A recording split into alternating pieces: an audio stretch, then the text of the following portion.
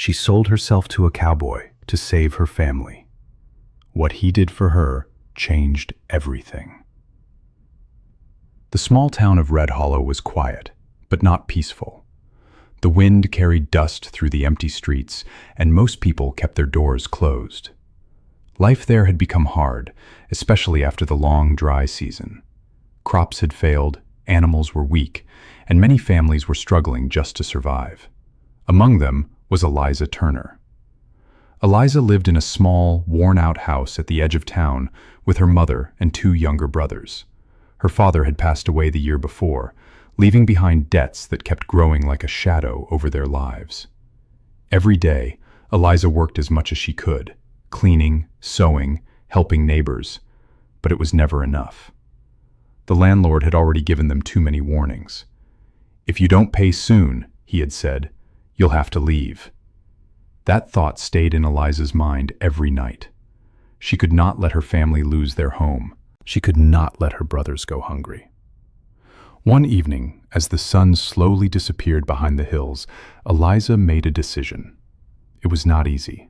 It did not feel right, but it felt necessary. She had heard about a cowboy who lived far from town, beyond the dry fields and near the open plains. His name was Caleb Hayes. People spoke about him in quiet voices. Some said he was rich. Others said he was cold and distant. No one really knew the truth. But one thing was certain. He had money. The next morning, Eliza woke up early. She wore her simplest dress, tied her hair back, and told her mother she was going to find work. Her mother smiled weakly, not knowing the real reason behind Eliza's journey. The walk to Caleb's ranch was long. The sun grew stronger as she walked, and dust covered her shoes. But she did not stop.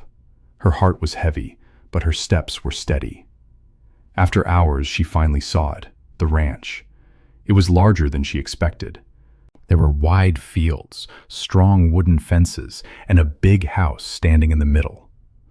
Horses moved slowly in the distance, and everything looked calm and organized.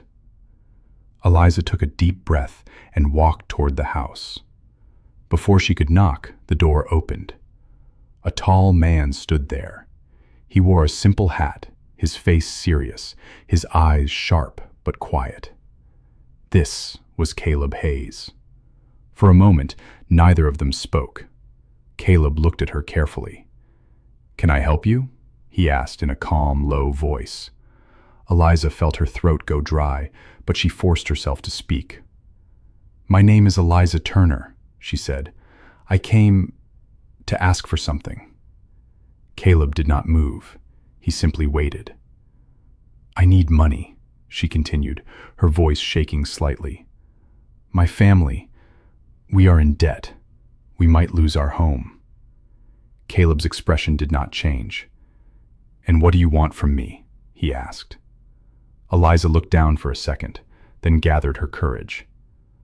"I will work for you," she said. "I will do anything you ask. Cooking, cleaning, helping on the ranch, anything." She paused, then added quietly, "I will give you my service, fully, for as long as it takes." The air between them grew still. Caleb studied her face, as if trying to understand something deeper than her words. He stepped aside slightly and said, "Come in." Eliza walked inside, her heart beating fast. The house was simple but clean. Everything had its place. It did not feel cold. It felt quiet. Caleb closed the door behind her. He walked to the table and leaned against it. "You are offering a lot," he said. "More than most people would." Eliza nodded slowly. "I don't have anything else to give." There was a long silence. Then Caleb asked, "Are you doing this because you are afraid, or because you still have hope?" The question surprised her. She had not expected that. Eliza looked at him, unsure how to answer. She thought about her family, their empty kitchen, her brothers trying to stay strong, her mother hiding her tears. "I don't know," she said honestly. "Maybe both." Caleb watched her for a moment longer. Something in his eyes softened, but just a little. Finally, he spoke. "I accept." Eliza felt a mix of relief and fear. She had done it. There was no turning back now. "But," Caleb added, "you will work here. You will have a place to stay, food, fair treatment." Eliza blinked, confused. "That's all?" she asked quietly. Caleb gave a small nod. "That's all for now." "For now," she repeated in her mind. She did not fully understand his words, but she agreed. Outside, the wind moved gently across the land. The wide sky stretched endlessly above the ranch. Eliza had come thinking she was giving away her freedom, but as she stood there, she had no idea that this decision was not the end of her story. It was only the beginning. The first morning at the ranch felt strange to Eliza. She woke up before sunrise, unsure of where she was for a moment. The small room she slept in was simple but clean. A soft blanket covered her, and sunlight slowly entered through the window. For the first time in many months, she had slept without worry, but the memory of her decision quickly returned. She sat up, took a deep breath, and reminded herself, "This is your new life now." Outside, the ranch was already awake. Workers moved around quietly, feeding animals and preparing for the day. Horses walked calmly across the fields, and the sound of boots on dry ground filled the air. Everything had a rhythm, a steady flow that felt peaceful but serious. Eliza stepped outside, unsure of what to do. Before she could ask anyone, an older woman approached her with a warm smile. "You must be Eliza," she said kindly. "I'm Martha. I help around the house." Eliza nodded. "Yes, ma'am." "No need for that," Martha said gently. "Just Martha is fine. Come, I'll show you what to do." That day, Eliza started her work. She helped clean, cooked simple meals, carried water, and learned how the ranch worked. The tasks were not easy, but they were honest. No one shouted at her. No one treated her badly. This surprised her. She had expected something very different. As the days passed, Eliza noticed something even more unusual. Caleb. He was always around, but never too close. He worked alongside the others, fixing fences, checking the animals, and riding across the land. He did not act like a man who owned everything. Instead, he worked like he was part of it. He spoke little, but when he did, his words were clear and calm. One afternoon, Eliza was carrying a heavy bucket of water when she nearly slipped. Before she could fall, someone took the bucket from her hands. It was Caleb. "You don't need to carry that alone," he said simply. Eliza looked at him, surprised. "I can manage," she replied softly. "I know," he said, "but you don't have to do everything by yourself." He placed the bucket down and walked away without waiting for her response. Eliza stood still for a moment. No one had said something like that to her in a long time. That night, as she sat with Martha in the kitchen, she finally asked the question that had been in her mind.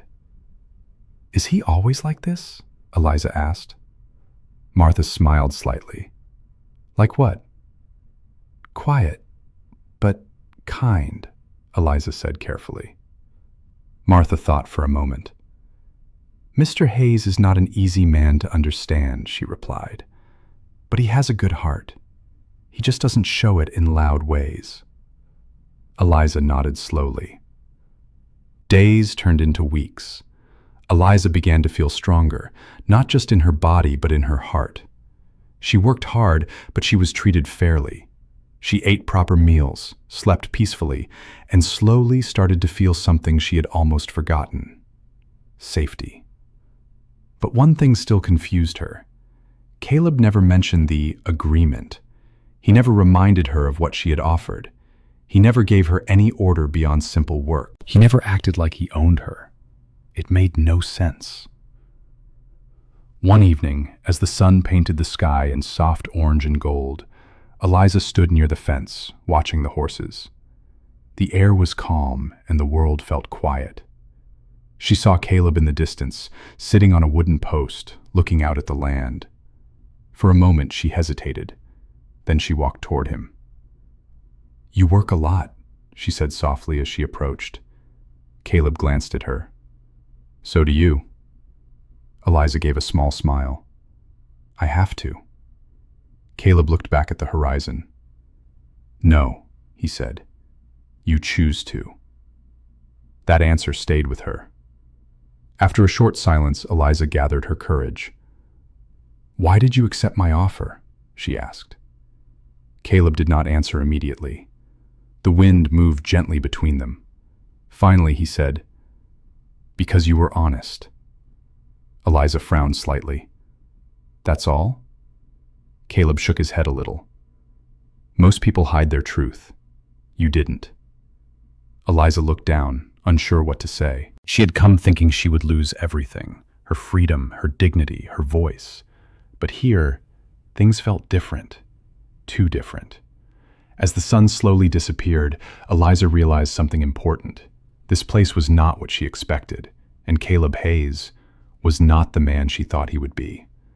But that only made one question grow stronger in her heart. If this was not a real bargain, then what was it? The answer was still hidden, and Eliza knew. She would soon find out. The days at the ranch continued, but something inside Eliza had changed. She worked the same way, woke up early, helped Martha, and did her duties with care. Everything around her was steady and calm, but her thoughts were not. The question in her heart kept growing. Why did Caleb bring her here, if not for the reason she had given? He had never asked anything more from her, no special demands, no reminders of her offer. It felt like the agreement had simply disappeared. But Eliza could not ignore it. One afternoon, while cleaning a shelf in the house, she found a small wooden box. It was old, with careful carvings on the top. Curious, she opened it slightly. Inside, there were a few folded papers. Before she could look closely, Martha gently closed the lid. "Some things," Martha said softly, "are not meant to be opened without permission." Eliza stepped back quickly. "I'm sorry, I didn't mean to." Martha smiled kindly. "It's all right, but that box belongs to Mr. Hayes." Eliza nodded, but something about it stayed in her mind. That evening, the sky grew darker than usual. Clouds covered the stars, and the air felt heavy. A quiet storm passed through, not strong, but enough to bring a cool wind and soft rain. Eliza couldn't sleep. She got up and stepped outside. The ranch looked different at night. The wide land, the fences, the quiet animals, it all felt deeper, more mysterious. The wind moved slowly, carrying the sound of distant thunder. Then she saw him. Caleb was sitting near the far end of the field, under a large tree. He was alone, looking out into the dark distance. Eliza hesitated, then slowly walked toward him. He noticed her, but did not seem surprised. "You should be resting," he said quietly. "I couldn't sleep," Eliza replied. There was a short silence. "May I sit?" she asked. Caleb gave a small nod. Eliza sat down a few steps away from him. For a while, neither of them spoke. The sound of the wind filled the space between them. Finally, Eliza gathered her courage. "I need to understand something," she said. Caleb did not look at her, but he listened. "You accepted my offer," she continued, "but you never treated me like it was real." Her voice was calm, but her heart was not. "Why?" The question stayed in the air. Caleb closed his eyes for a moment, as if thinking carefully. When he opened them, his expression was softer than usual. "Because it wasn't real to me," he said. Eliza frowned slightly. "What do you mean?" Caleb looked at the ground, then back at the horizon. "Years ago," he began, "I was in a place not very different from yours. I had nothing left, no family, no home, just debt and silence." Eliza listened closely. "I trusted someone," he continued. "I made a deal. I thought it would save me. But to them, I was just a trade, just something to use. His voice remained calm, but there was something heavy behind it. It took me years to understand what I had lost, he said. Eliza felt a quiet sadness in his words. So when you came to me, Caleb added, I saw that same moment, the same choice. Eliza looked at him, her eyes wide. I accepted your offer, he said, so no one else would. She didn't understand at first. Then slowly the truth began to form in her mind. What do you mean? She asked softly. Caleb turned to look at her directly. Your family's debt, he said. It's already paid. Eliza froze. What? I paid it, Caleb said simply, the day you arrived. Her breath caught. That's not possible, she whispered. You never said. You didn't need to know, he replied. Eliza stood up suddenly, her thoughts racing. Then why am I here, she asked. Why let me believe? Because you needed a place to stand, Caleb said gently, not a place to fall. The wind moved around them. Eliza felt her eyes fill with tears, but she did not look away. All this time, she said, her voice shaking slightly, I thought I gave up everything. Caleb shook his head. No, he said, you were given a chance to keep it. There was a long silence. Eliza slowly sat down again, trying to understand everything. The fear she had carried, the sacrifice she thought she made, it had never been what she believed. You didn't have to do this, she said quietly. Caleb looked forward again. I know. Then why? She asked. This time his answer was simple. Because someone should have done it for me. Eliza felt those words deeply. For the first time, she saw not just the quiet cowboy everyone talked about, but a man who had carried his past in silence and chose to be different. The storm passed slowly. The clouds began to move, and a few stars appeared again in the sky. Eliza looked up, then back at Caleb. Nothing felt the same anymore. The bargain was gone. The truth had changed everything. And now she stood at a moment she never expected, a moment where her choice was finally her own. The night after the truth came out felt different. Eliza returned to her room, but she did not sleep. She sat near the window, watching the stars slowly fill the sky. Her thoughts moved again and again over Caleb's words. Your family's debt. It's already paid. Everything she believed when she came to the ranch had changed. She had walked there thinking she was giving up her life, but instead she had been given something she never expected, a second chance. By morning, the sky was clear again. The storm had passed, leaving the air fresh and calm. Eliza stepped outside slowly. The ranch looked the same as always, quiet, steady, peaceful. But inside her, everything felt new. Martha noticed her right away. You look like you didn't sleep, she said gently. Eliza gave a small smile. I didn't, she admitted. Martha studied her face, then nodded softly. Sometimes truth takes time to settle in the heart. Eliza did not reply, but she understood. That day, she worked as usual. She helped in the kitchen, carried water, and checked on the animals. But her mind kept returning to one thing. She had a choice now. For the first time in a long time, her future was not decided by fear or need. She was not bound by any deal. She was free. And that freedom felt both light and heavy. As the sun began to set, Eliza finally made her decision.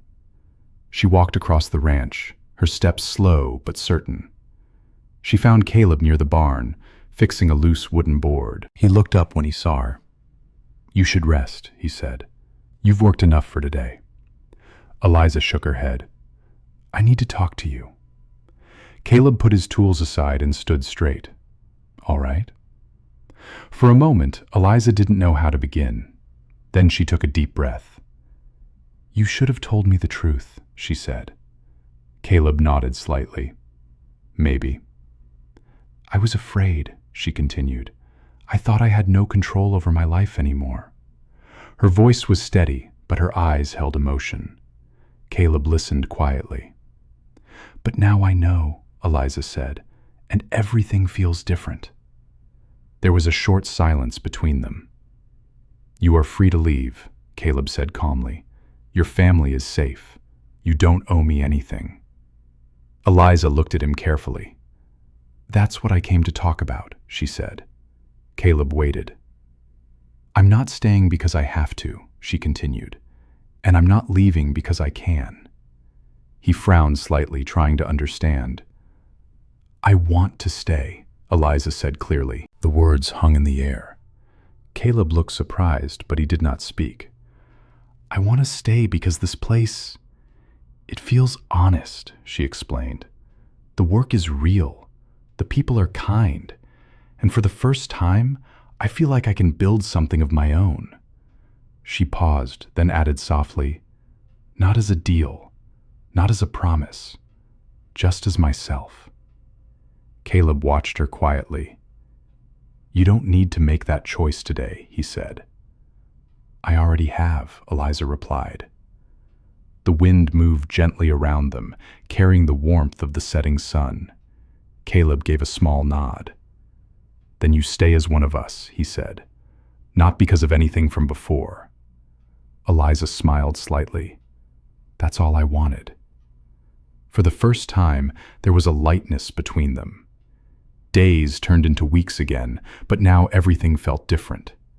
Eliza no longer worked with quiet fear in her heart. She worked with purpose. She learned new skills, took care of the ranch with pride, and slowly became a part of it. She laughed more. She spoke more. She lived more. And Caleb? He changed too. He was still quiet, still thoughtful, but there was something softer in the way he looked at the world. He no longer carried everything alone. Sometimes, he and Eliza would sit near the fence at sunset, watching the sky change colors. They didn't always talk. They didn't need to. There was understanding between them. One evening, as the sun dipped low and painted the land in gold, Eliza stood beside Caleb. "This place saved me," she said quietly. Caleb shook his head. "No," he replied. "You saved yourself.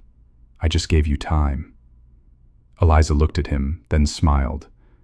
"Maybe," she said, "but sometimes time is everything." The sky grew darker, and the first stars appeared again. Red Hollow was still the same town. The world was still full of challenges, but here, on this ranch, something had changed.